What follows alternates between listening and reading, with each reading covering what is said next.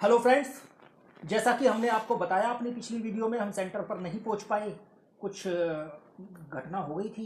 तो उसके बाद हालांकि ऐसा कुछ नहीं हुआ कि कोई सीरियस बात हो, लेकिन हम लोग सेंटर पर पहुंचने में थोड़े से विलम्ब से पहुंचे सेंटर पर। तो वहां आप लोग जा चुके थे, तो इसलिए आप लोगों के लाइव रिव्यू हम वहां से नहीं ला पाए। लेकिन उस लाइव रिव्यू के लिए हमने सीए फाउंडेशन के स्टूडेंट्स ही पकड़ लिए हैं।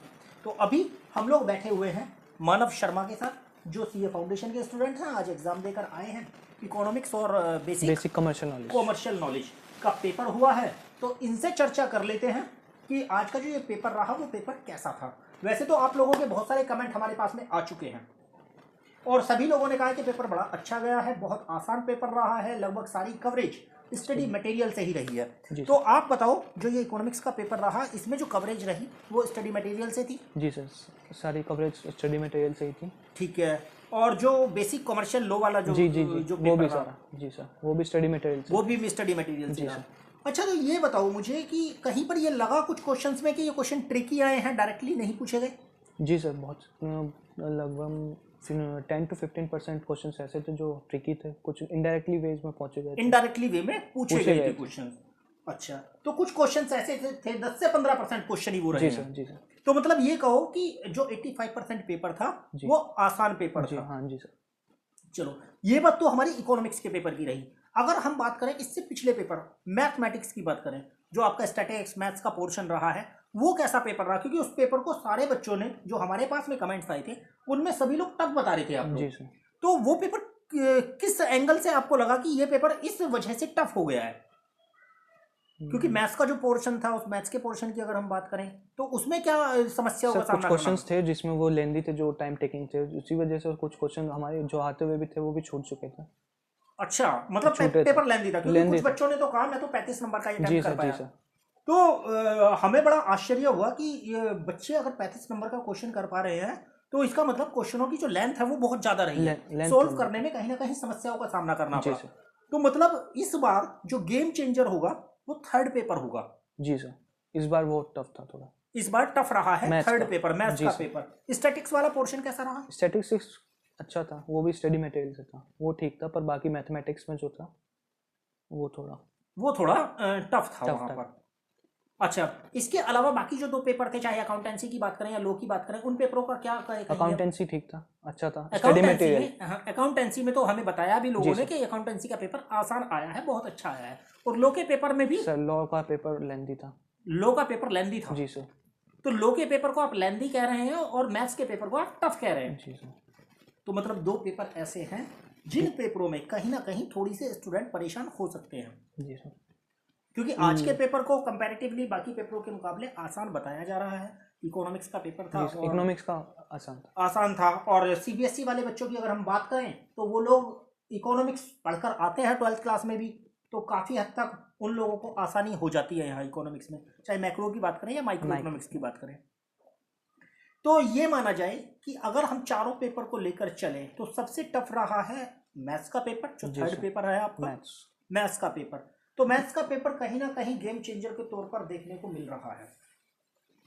तो मतलब ये बताओ कि अगर हम ये कहें कि आज का जो पेपर रहा है, आज के पेपर को और जो पिछला मैथ्स का पेपर, क्योंकि मैथ्स के पेपर में भी हमने लाइव रिव्यू नहीं लिए थे, तो इसलिए मैथ्स के पेपर में भी हम ज़्यादा बात कर रहे हैं। तो मैथ्स का पेपर जो रहा और आज का पेपर जो रहा, दोनों के पेपरों को कहाँ आंकते हो आप? जैसे मैं कहूँ कि मैथ्स के पेपर को 10 में से कितने मार्क्स दोगे? मैथ्स के पेपर को मैं दूंगा 7.5 और इकोनॉमिक्स को दूंगा 9। 7.5 वहाँ दोगे। तो आपको क्या लग रहा है कि मैथ्स के पेपर में और क्या तैयारी होकर जानी चाहिए थी कि हम जो आगे आने वाले बच्चे हैं उन बच्चों को क्या तैयारी करनी चाहिए कि मैथ के पेपर को अच्छे से मैनेज कर सकें, टाइम मैनेज कर सकें? वो क्या तैयारी करनी है? सबसे पहले तो सर टाइम मैनेजमेंट होना चाहिए सभी बच्चों को। स्टडी मटेरियल के हर एक क्वेश्चंस को हाथ से रिटर्न कॉपी में सॉल्व करना चाहिए, उससे उनका टाइम भी सॉल्व हो जाए, वो टाइम का भी पता चल जाएगा कि कितनी देर में मैं सॉल्व कर रहा हूँ। अच्छा, और साथ ही साथ क्योंकि स्टैटिक्स के क्वेश्चन तो ऐसे होते हैं कि वो तो थोरली सॉल्व हो जाता है, और काफी हद तक स्टैटिक्स जो होती है वो थ्योरेटिकल पोर्शन भी होता है स्टैटिक्स में।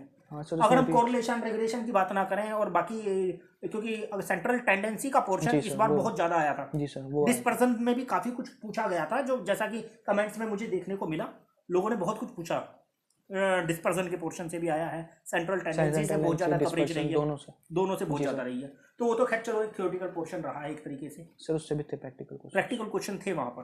हाँ, तो वहाँ से भी प्रैक्टिकल क्वेश्चन आए हैं। तो आप देख सकते हैं कि एक पर्टिकुलर टॉपिक को लेकर के कितनी कवरेज की जाती है। तो जो आगे आने वाले स्टूडेंट्स हैं उन लोगों के लिए ये जो हमारी वीडियोज़ हैं ये कहीं ना कहीं एक बहुत बड़ा इंडिकेशन है कि जब आप आगे तैयारी करने आ रहे हैं तो आप लोगों को किस तरीके से तैयारी करनी है।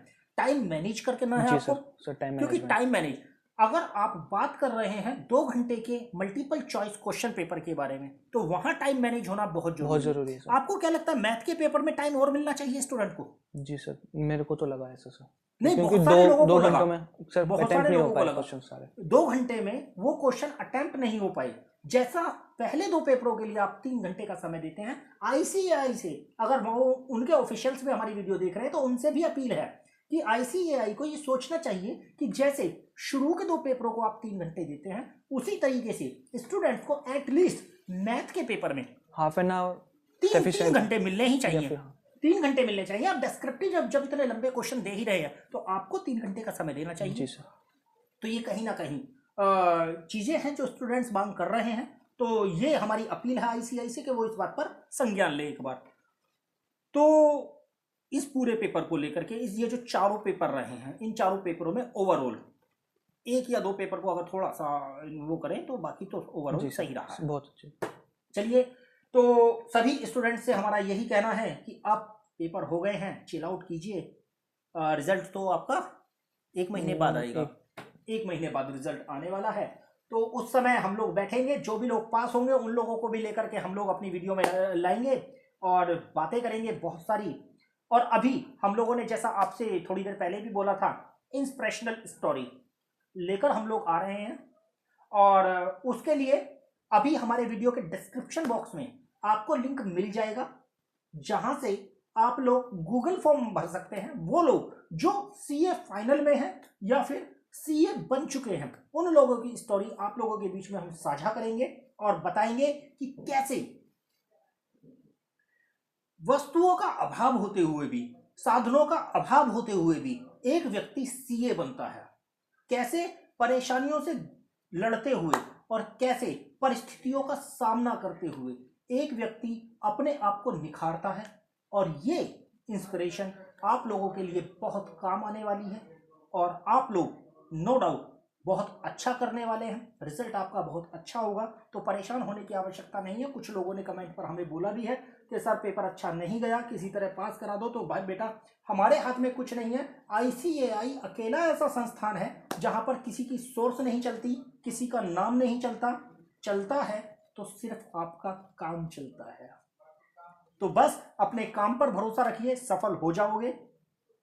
और इन्हीं बातों के साथ आप लोगों को बहुत बहुत शुभकामनाएं। आपने सक्सेसफुली अपने पेपर पूरे किए हैं। Thank you sir. Thank you.